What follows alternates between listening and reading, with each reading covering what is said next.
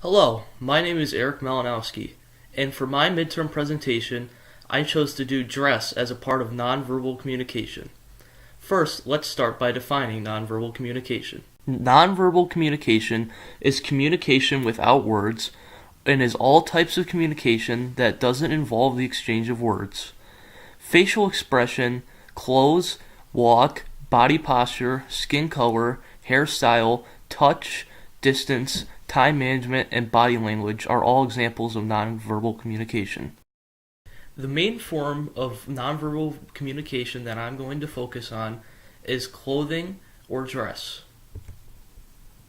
According to Dr. Shirley A. White, the career strategist, for better or worse, realize that your outward appearance and demeanor influence how others will react to you.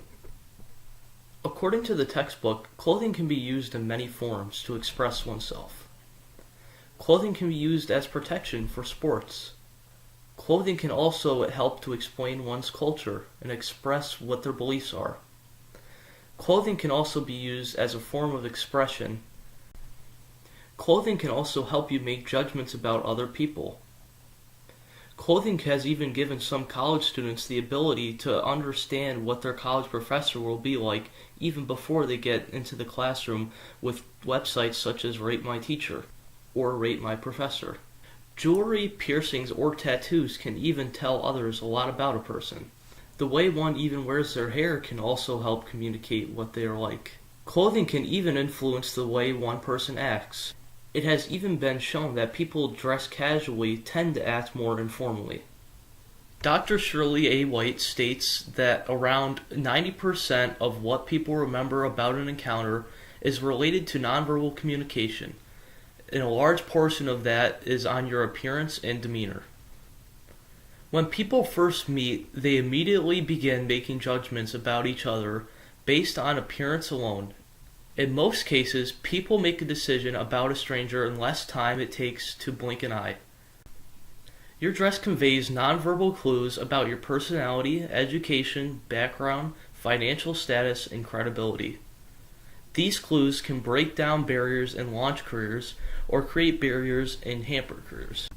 According to the textbook, an interesting change is occurring. In recent years, the amount of people getting tattoos has grown quickly. People over 65 think that this change is for the worst. Only 22% of people from 18 to 29 think that this change is for the worse. Still, business experts think that tattoos are negative when interviewing, and they think that they should be covered up. The same man is shown wearing two different outfits. Who do you think an employer would rather hire? The man on the left wearing a suit, or the man on the right showing his tattoos? In an interesting study by Professor Ben C. Fletcher, it was shown that after just 3 seconds of exposure, people could determine a lot about a man just based on the cost of his suit.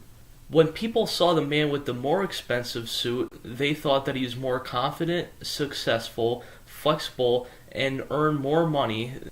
A second study showed that when a subtle change was made to a woman's dress apparel in a work environment, the senior manager was given less leeway on her style than the receptionist did.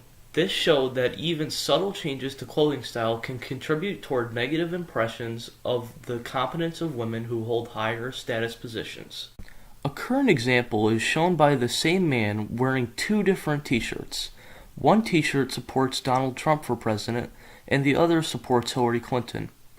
Another person's views for this same man can be very different just based on who his t-shirt supports for the presidential candidacy. In conclusion, a lot can be said about people through their clothes, but it's always best to remember not to judge a person just based on their clothes. Just like you never judge a book by a cover, never judge a person by their t-shirt.